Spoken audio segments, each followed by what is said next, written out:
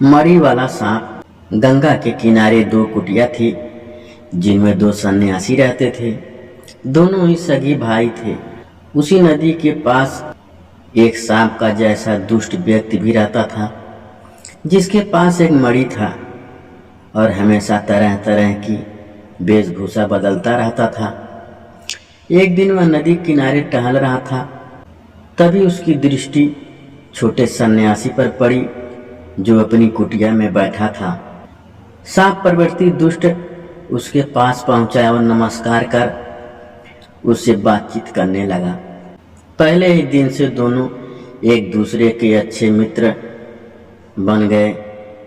फिर तो दोनों के मिलने का सिलसिला बढ़ता गया और वे दोनों हर एक दो दिनों में मिलने लगे और आते जाते एक दूसरे का आलिंगन भी करते।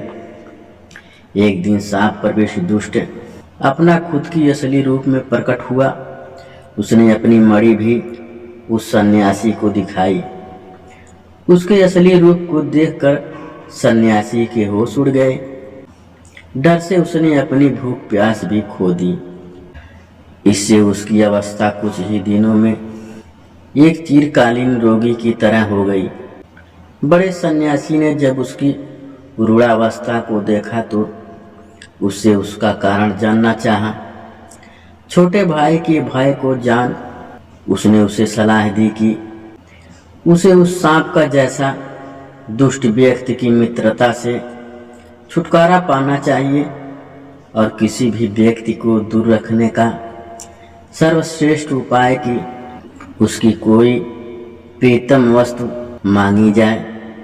अतः वह भी सांप का जैसा दुष्ट व्यक्ति को दूर रखने के लिए उससे उसकी मणि को मांगे।